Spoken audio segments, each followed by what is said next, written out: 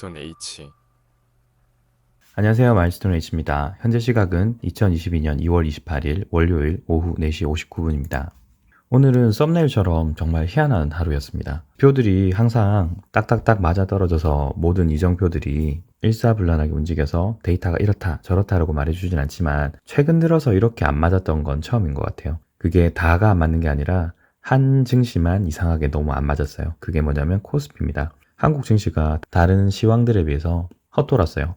그래서 오늘 썸네일이 희한하네 라고 이렇게 적은 거고요. 오늘은 간단한 시황 분석을 할 건데 시황 분석을 하면서 왜 그게 이상했는지 제가 좀 말씀을 드리겠습니다. 자, 오늘도 시작해 보시죠. 전반적으로 장단기 금리 차를 보시게 되면 금리는 하락을 했습니다. 금리는 하락을 했고 장단기 금리 차는 상승을 했어요. 이렇게 상승을 하는데 국채금리가 하락을 해서 그런가? 라고 생각을 했는데 일반적으로 장단기 금리 차가 상승을 하는 경우에는 증시가 조금은 눌리는 경향성이 좀 있습니다. 2년물 금리 같은 경우는 1.5%를 깨고 아래로 내려갔습니다. 패드와치 툴에서 보시겠지만 시장에서 보고 있는 금리 추세가 좀 더 약할 거다. 그렇게 보여주고 있는 것 같아요. 이건 좀 이따 보도록 하겠습니다. 다음으로 보실 것은 달러 인덱스인데요. 달러 인덱스가 97까지 올라갔어요. 물론 달러 인덱스에 한국은 여기 포함이 되어 있지 않습니다. 스위스 프랑이라든지 캐나다 달러 이런 식이 들어가 있는데 지금 굉장히 많이 올라갔거든요. 지난 2, 3개월 동안 여기서 박스권을 이루고 있던 달러 인덱스가 지금 위쪽으로 올라갔어요. 그만큼 지금 달러가 강세란 말이거든요. 물론 여기에 윗꼬리를 좀 달고 올라가고 있지만 여기서 아직까지 올라갈 수 있는 상태가 지속이 될 수 있습니다. 그 말은 어쨌든 달러가 지속적인 강세를 보이고 있는데 오늘 원달러 환율을 보시게 되면 또 0.5%가 올랐어요. 그리고 변동성 지수도 2.39%는 올랐고 이런 식으로 이런 자료들만 보자면 한국의 장세는 강할 수가 없는 상태인데 오늘 0.86%나 상승을 했습니다. 그리고 더 재밌는 것은 여기 있는 코스피 200 인버스죠. 코스피 200 인버스 같은 경우는 0.49%밖에 떨어지지 않았어요.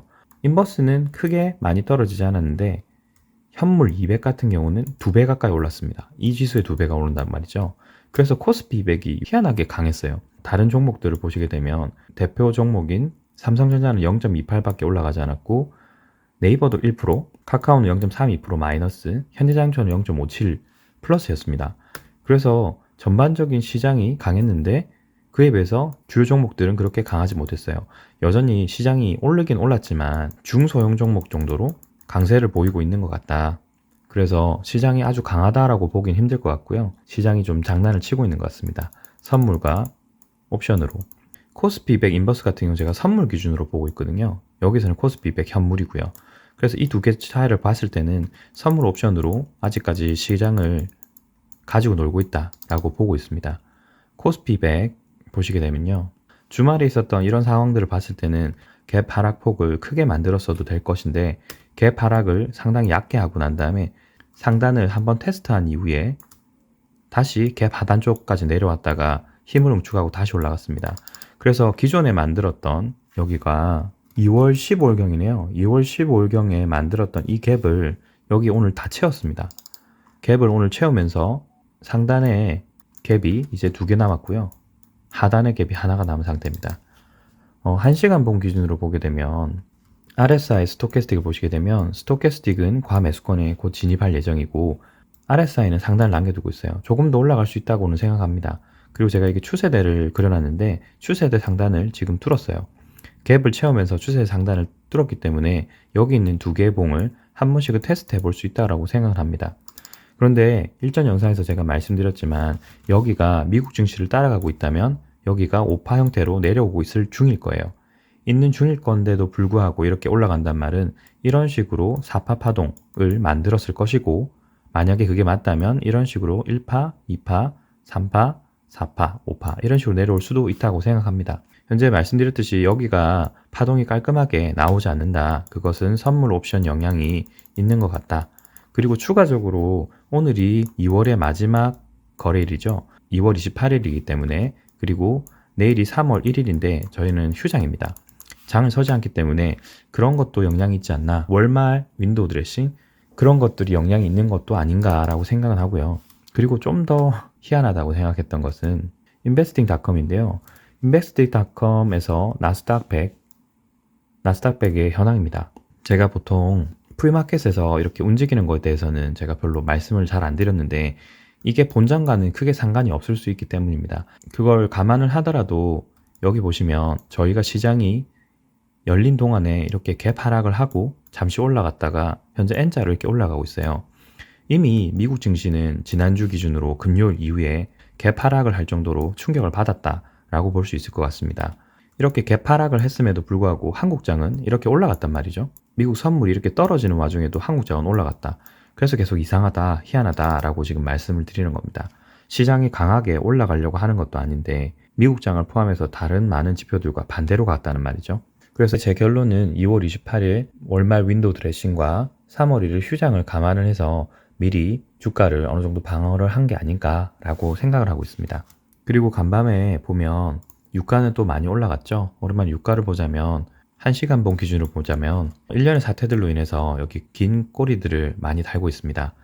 파동 분석상에서는 1파, 2파, 3파, 여기가 지금 4파 정도가 조정이 되고 있을 것이다 라고 예상하고 있고요.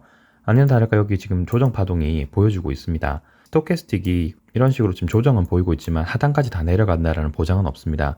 RSI를 보시더라도 다시 올라가려고 하고 있죠. 그래서 여기서는 현재 조정이 되고 있다는 건 확실하지만 시그널로는 확실한 해석이 좀 힘들 것 같아요. 그리고 윗꼬리를 많이 달았기 때문에 하방 매도 압력도 크다라는 걸 볼 수 있을 것이고요. 이렇게 그래프가 눕고 있기 때문에 어느 정도 소화 이후에 오파를 만들 수 있을 거라고 생각됩니다.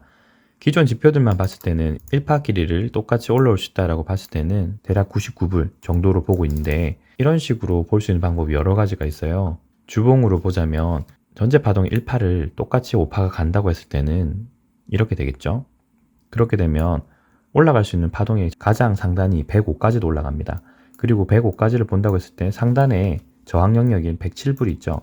그래서 지금은 100불을 넘어가게 된다면 107불까지도 가능하다라고 보고 대응을 하셔야 될 것 같습니다. 그래서 하락으로 돌아선다라는 명확한 신호가 없다면 인버스 매매를 하시면 안 된다. 주의하셔야 된다. 라고 말씀을 드렸습니다. 그리고 나스닥은 프리마켓은 이렇게 빠져서 갭 하락 이후 지금 다시 올라오고 있는데요. 파 형태를 무시하더라도 말씀드렸던 14,222 이쯤이 되겠네요. 14,221을 오늘 상해 돌파하는지를 보시면 좋을 것 같고요. 지금 형태로 봤을 때는 이런 식으로 지금 내려오고 있죠. 내려왔다 다시 올라가고 있기 때문에 RSI 스토캐스틱도 이런 식으로 조금 내려와서 다시 올라가려고 할 겁니다. 만약에 이런 형태로 해서 꺾인다고 하면 파형 형태가 이런 식의 3파로 완료된 이후에 5파를 만들 수 있겠습니다. 그럼 여기가 확실히 4파가 된다고 보시면 될 것 같습니다. 한국 증시가 다소 상승을 하긴 했지만 오늘 내일 미국장이 어떻게 진행되느냐에 따라서 3월 2일 날 증시가 개장이 되었을 때는 또다시 변동성을 보일 수 있을 겁니다. 이틀치를 한 번에 또 반영을 할지 혹은 지금과 같이 선물과 옵션으로 시장을 조정해서 지금과 같은 깔끔한 파동이 안 나오는 형태가 지속이 될 수도 있을 겁니다. 하지만 일희일비하지 마시고요. 제가 보는 관점은 여전히 하락 중 반등이다 라는 것에는 변동이 없습니다. 다음 보실 자료는 페드워치 툴이고요. 3월 16일에 금리를 얼마나 올릴 것이냐. 하루 전에는 0.2원 올릴 것이다 라는 게 76%였는데 금일 기준으로는 거의 100% 가까운 93.4%가 0.2원만 올릴 거라고 보고 있습니다. 그리고 5월 4일도 마찬가지로 70%의 확률로 또 0.25만 더 올릴 것이다. 즉 0.25씩밖에 안 올릴 거다라고 보고 있어요. 그리고 퍼센테이지가 76.4%입니다. 시장 참여자들이 계속 보고 있는 것은 페드가 강력한 인상은 할 수 없다. 0.25씩만 계속 올릴 거다. 그리고 12월 달을 보게 되면 지금은 36.4% 거의 40%의 확률로 1.15에서 1.75까지밖에 못 올릴 거다라고 얘기하고 있어요. 이런 현상을 봤을 때는 2년물 국채금리가 1.492로 페드워치 툴에서 보고 있는 수치와 거의 유사하죠. 이런 식으로 계속 상호작용이 되면서 확률이 바뀌는 겁니다. 그걸 참고하셔야 되고 어쨌든 현재 기준으로 봤을 때는 유럽과 미국이 러시아를 제재하면서 페드가 0.5% 이번에 금리 인상을 하는 것은 불가능할 거다라고 시장은 보고 있어요. 그래서 이렇게 국채금리가 약세를 보이고 있다라고 지금 생각이 듭니다. 그리고 이번에 러시아가 제재를 받으면서 어떤 영향이 누구에게 있을까를 좀 찾아봤는데요. 코트라에서 운영하고 있는 홈페이지에 들어가서 해외 시장 뉴스라는 것을 찾아봤습니다. 2021년 10월 12일자 자료고요. 러시아의 대유럽 가스 공급 중단의 의미와 교육 변화라는 제목의 기사가 있어서 좀 찾아봤습니다. 뭐 가스 관련된 내용이긴 하지만 제가 보고 싶은 것은 교역이 어떤 식으로 되고 있느냐, 그리고 러시아가 만약에 이런 식의 스위프트 영향을 받게 된다면 어떤 영향을 더 받게 될까, 그게 궁금했어요. 여기를 보니까 일단 2010년부터 20년까지 러시아의 외국인 직접 투자, FDI죠. Foreign Direct Investment라고 해서 이 금액이 연간 얼마나 늘어나고 있느냐를 보여주고 있습니다. 금액이 2016년 전후로 했을 때는 늘어나는 게 확실히 보여요. 그러면 러시아 제재가 지속될수록 이 FDI 회수되는데 시간이 걸리겠죠. 직접 투자를 했기 때문에 투자 금액을 시설 설비라든지 이런 걸 구매하는 데 썼을 가능성이 높아요. 그런데 그게 지정학적 리스크로 투자된 금액들이 회수를 못한다고 하면 이 금액이 전부 다 묶일 겁니다. 여기 보시면 2017년에서 20년까지 러시아의 대유럽 상품 교역 추이라고 해서 이런 교역들이 전부 다 영향을 받아서 대금 결제가 서로 상방에 다 안 되는 겁니다. 러시아도 못 받고 러시아로 돈을 줄 수도 없고, 그리고 뭐 알다시피 유럽으로 가장 많이 수출하는 제품은 석유가스 제품군이에요. 전체 교역 규모의 30%를 차지하고 있고요. 다른 특별 항목까지 포함을 하자면 전체 교육 규모의 40%가 석유 관련, 석유가스 관련 제품이라고 보시면 될 것 같아요. 그래서 결국에는 두 가지 영향이 생길 수 있겠네요. 러시아에서 원자재, 가스나 석유 제품들이 수출이 못 되니까 이런 가격들이 공급 부족으로 인해서 가격이 높아질 수 있겠다. 석유, 가스의 공급 부족으로 가격이 높아질 수 있고, 동시에 유럽은 이런 제품들이 들어오지 않기 때문에 생활에 또 다른 영향을 미칠 수 있겠죠. 유럽도 영향을 받겠지만 중요한 건 지금은 유럽이 겨울을 좀 벗어나고 있지 않습니까? 유럽이 겨울을 벗어나고 있어서 한동안은 괜찮을 것 같아요. 그리고 겨울이 다시 돌아오기 전까지는 시간을 좀 벌 수 있겠죠. 시간을 벌 수 있다. 그러면 과연 누가 손해일까? 아마 러시아가 좀 더 손해일 것 같아요. 그리고 푸틴이 지금 또 핵 관련된 얘기를 또 하고 있죠. 제가 일전 영상에서 말씀드렸지만 이번 사태가 이벤트성으로 그냥 끝날지 혹은 더 확전이 될지는 지켜봐야 된다고 했습니다. 미국이 스위프트 제재 얘기를 했고, 제재에 따라서 푸틴이 핵 관련된 얘기를 또 했어요. 이게 지속적으로 더 큰 스토리를 만들어서 또 다른 영향을 계속적으로 만들 수 있을 겁니다. 그러면 증시도 당연히 다른 모습들을 보이겠죠. 그러면 현재 상황에서 시장에 영향을 미칠 수 있는 건 다시 러시아, 우크라이나 간의 전쟁과 그리고 동시에 금리, 이 두 가지가 시장에 영향을 미치는 주요 이슈가 될 수 있겠습니다. 여기서 주의해야 될 부분은 이 전쟁이 얼마만큼 다른 지역으로까지 확산이 되느냐, 이 부분이 더 중요할 것입니다. 그에 따라서 보신 것처럼 금리 상승에 대한 관점도 다 바뀔 수 있겠죠. 오히려 지금은 이 이벤트로 인해서 금리까지 영향을 지금 미치고 있다.